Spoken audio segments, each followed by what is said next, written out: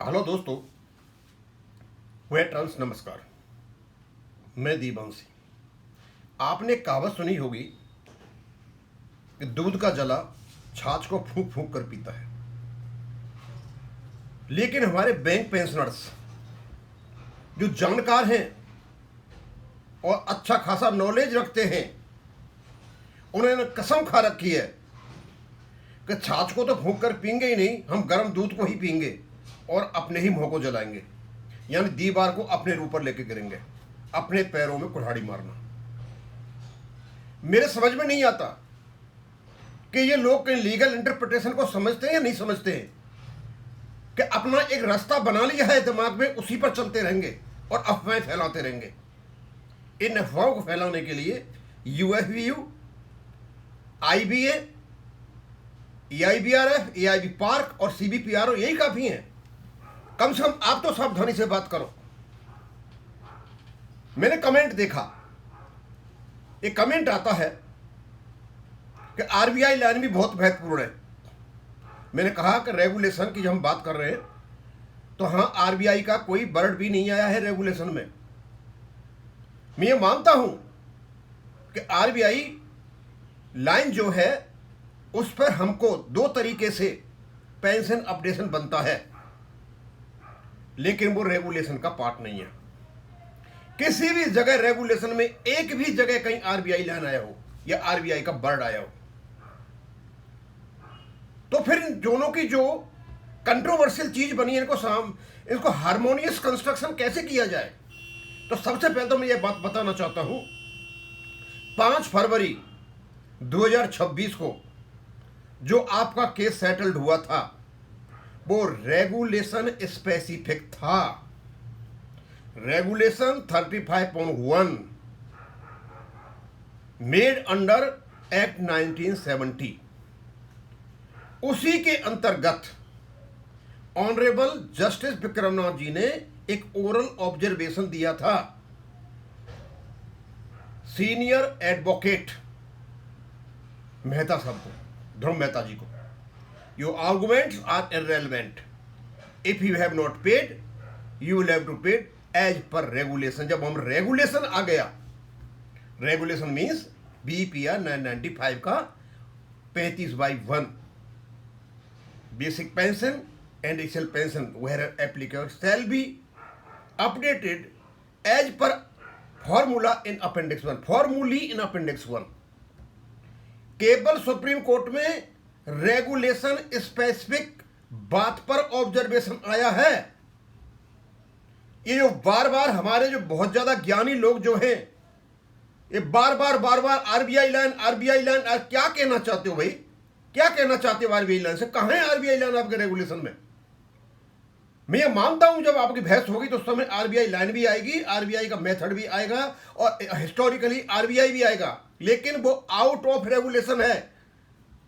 Updation के लिए RBI line महत्वपूर्ण है, लेकिन आप कोर्ट में उसको बहस में नहीं ला सकते हो। हां, उसको सपोर्टिव के रूप में ला सकते हो। कोर्ट ने पूछ लिया कि बताओ तुम्हारे रेगुलेशन में आरबीआई लाइन कहां है, तो कैसे बताओगे? कोर्ट तो रेगुलेशन की बात कर रहा है ना, और रेगुलेशन से आपको राइट मिलता है, आरबीआई लाइन से कोई राइट नहीं मिलता है। आरबीआई लाइन की हम बात करते हैं तो it is talking only about the settlement, negotiation और आपसी कंसिलिएशन के बीच में, यूएफबी और आईबीए के बीच में जाता है और भेज देगा बैंक को वहीं पे। तो आप चाहते हो कि आपका जो सुनवाई चल रही है आरबीआई लाइन का बहाना लेकर के और इसको निगोशिएशन में भेज दिया जाए? ये आरबीआई लाइन तो ये भी मांग रहा है ना, तो चार्टर ऑफ डिमांड में सिर्फ ये निगोशिएशन की ओर लेकर के जाता है। जब आपको कोर्ट ने एक स्पेसिफिक लाइन पकड़ा दी, रास्ता पकड़ा दिया, सब कुछ कह दिया कि एज पर रेगुलेशन, तो ये रेगुलेशन की बात क्यों नहीं करते हो? मेरे समझ में नहीं आ रहा है। जो जानकार लोग हैं वो भी, भाई आरबीआई लाइन का ये है कि आरबीआई को जो हमारे पास 3 बेनिफिट थे, सीपीएफ ऑफ ग्रेचुटी, आरबीआई को सीपीएफ मतलब पेंशन मिल गया, अपडेशन हो गया, एक तो आपको यहां से मिलता है, लेकिन ये आपके रेगुलेशन में नहीं है, ये हिस्टोरिकल है। दूसरा, स्मॉल कमेटी जब मीटिंग हुई थी तो आपस में स्टेक होल्डर्स में मीटिंग हुई थी, इन एक्सेप्टेंस कर लिया भाई आरबीआई लाइन पे होगा, लेकिन वो आरबीआई लाइन आपके रेगुलेशन में नहीं है, आउट ऑफ कोर्ट है, आउट ऑफ रेगुलेशन है। आउट ऑफ रेगुलेशन जितनी भी आपकी चीजें हैं वो सारी की सारी आपकी निगोशिएशन के लिए हैं। ये हो सकता है हमारे वकील इस बात में बहस कर सकते हैं कि सब आरबीआई को मिला है अपडेशन, सीपीएफ बदले पेंशन मिला था, वहां अपडेशन मिला, फिर आरबीआई लाइन पे स्टेक होल्डर्स ने बातचीत की थी। ये बात कर सकते हैं, वहां पर कोर्ट को बता सकते हैं, लेकिन एज ए राइट आप डिमांड नहीं कर सकते हो। एज पर फॉर्मूली इन अपेंडिक्स 1 ये आपका ऑटोमेटिक अलग प्रकार से आपका फॉर्मूली है अपेंडिक्स 1 में, जो आपका बेस सेटलमेंट से निकल करके आता है, जो बैंक आपको देंगे। अब क्योंकि लंबा मैटर पड़ गया, जब ये केस डिसाइड होगा तो हो सकता है कि फाइनेंशियल बर्डन को देखते हुए कोई रास्ता ढूंढा जाए और वो रास्ता आरबीआई फॉर्मूले पर ले जाए, बाहर निकाल करके ले जाए। वो out of court, out of regulation की बातें होंगी। आउट ऑफ कोर्ट की बात नहीं कर रहा मैं, आउट ऑफ रेगुलेशन। दो चीजें हैं आपकी, in regulation, out of regulation. अंदर जो बात चली हुई है, ऑनरेबल जस्टिस विक्रमनाथ जी ने जो कुछ कहा है वो रेगुलेशन स्पेसिफिक बातें हैं, और जो रेगुलेशन स्पेसिफिक बातें नहीं है वो है आरबीआई लाइन। और आरबीआई लाइन जैसे आता है उस पर डिस्कशन होगा, एग्रीमेंट होगा, एक फॉर्मूला निकाल जाएगा, कैसे करना है कैसे नहीं करना है, वो ऑटोमेटिक निगोशिएशन में जाता है। मेरे समझ में नहीं आ रहा है हमारे ही कुछ लोग एक मूड बना करके बैठे हुए RBI line, RBI line, RBI. मुझे समझ में नहीं आता भाई, जब कोर्ट में बात रेगुलेशन की हो रही है, तुम्हारे पास आरबीआई लाइन कहां से आ गई? आरबीआई लाइन को नकारा नहीं जा सकता, लेकिन रेगुलेशन में घुसाया भी नहीं जा सकता। यदि रेगुलेशन में घुसाने की बात करोगे तो केवल और केवल आप ये बता सकते हो कि हिस्टोरिकली हम अपडेशन के लिए हकदार हैं, और दूसरा इनकी इंटेंशन थी, एक्सेप्टेंस भी हुई थी अपडेशन की, इनके एग्रीमेंट में भी इंटेंशन है। स्मॉल कमेटी ने जब मीटिंग की थी स्टेक होल्डर, वहां भी इनकी इंटेंशन थी, लेकिन सारी की सारी ये इंटेंशन ये इसमें है 35.1 में, उसकी लैंग्वेज में है ऑलरेडी। उसकी लैंग्वेज का बात लेते हो तो उसकी लैंग्वेज को निकालने के लिए कह सकते हो हाँ इनकी इंटेंशन थी और इसमें है, ये अपडेशन इस प्रकार तो ला सकते हो। लेकिन आप जाके कह दो आरबीआई लाइन, जैसे ही आरबीआई लाइन कहते हो तो वहां कुछ फॉर्मूला कंस्ट्रक्ट कर रखे हैं, और वो फॉर्मूला जो कंस्ट्रक्ट हुए हैं वो बैंकों और यूनियन के बीच निगोशिएशन करके हुए हैं। तो आप क्या चाहते हो, आपका केस निगोशिएशन में चला जाए? मैं बहुत खुश हूं इस बात से कि अब ये फंड थ्योरी जो है ना ये खत्म हो चुकी है। इस फंड थ्योरी ने जितना नुकसान किया था पूछो मत, और इसको जानबूझकर, इसका रिलेशन था ये फंड थ्योरी का, ये चाहते थे पेंशनर्स को किसी प्रकार का अपडेशन न हो, ये जो पैसा बचे इस पैसे से उस लॉस को कवर किया जाए जो बेईमान इस देश से पैसा ले लेकर के बाहर भाग गए और जिनकी मिली भगत से भागी थी।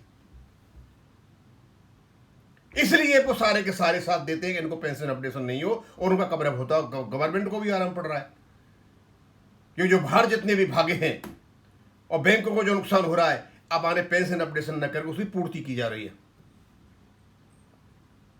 मौलिक अधिकारों का भले ही नुकसान हो, पेंशन अपडेशन भले ही मत हो, किसी की जिंदगी तबाह हो जाए, लेकिन दलाल किस्म के लोग पेंशन अपडेशन को रोकने में लगे हुए हैं। मैं अंत में हमारे कुछ लोगों से अनुरोध करना चाहूंगा कि पहले आप ऑनरेबल जस्टिस विक्रमनाथ जी का स्टेटमेंट पढ़ लीजिए, वो रेगुलेशन स्पेसिफिक है। आपके रेगुलेशन में 35.1 अमेंडेड इन 2003 के साथ है, फॉर्मूला भी है, अपेंडिक्स भी है। आपके रेगुलेशन 1995 में आरबीआई का एक वर्ड भी नहीं आया हुआ है। मैं ये नहीं कहता कि रेगुलेशन की बात कहिए, दूसरी बातें होंगी, लेकिन जबरदस्ती घुसा करके आरबीआई लाइन आप जाकर के कोर्ट में कहोगे रेगुलेशन में बात हो रही है और आरबीआई लाइन को आप घुसाओगे तो जवाब नहीं दे पाओगे कोर्ट में। ये लीगल इंटरप्रिटेशन है, ये 1 मिनट में पकड़ जाओगे और कोर्ट पकड़ जाएगा कि इसका मतलब ये आरबीआई लाइन की बात करें, इनका कोई रेगुलेशन नहीं है, खुद मानते हैं। ये किसको समझाया जाए? हर बार अपने ऊपर लेकर गिरते हैं। ये सही कहा है, दूध का जला छाछ को फूंक फूंक करके पीता है। अरे ये तो कहां दूध को फूंक फूंक के नहीं पी रहे हैं, गर्म दूध को मुंह में डालने की कोशिश कर रहे हैं, दीवार को अपने ऊपर लेके गिर रहे हैं, आ बैल मुझे मार। इसलिए वकीलों को गुमराह न करें, वकीलों को अपना काम करने दें और अपनी चतुराई अपने तक रखें। और यदि आपको ऑब्जर्वेशन देने हैं, कुछ कहना है, तो केवल और केवल जो माननीय जस्टिस विक्रमनाथ जी ने कहा है वो रेगुलेशन स्पेसिफिक है। रेगुलेशन में ना आरबीआई वर्ड आया है, ना आरबीआई लाइन आई है, ना कुछ नहीं आया है, लेकिन वो भी इंपॉर्टेंट है, मैं उसको नकार नहीं रहा हूं। मैं रेगुलेशन की बात कर रहा हूं। जो बहस जिस दरवाजे पर खड़ी हुई है वो रेगुलेशन बेस्ड है। आएंगे, आरबीआई लाइन भी आएगा, और भी आएंगी, सारी चीजें आएंगी।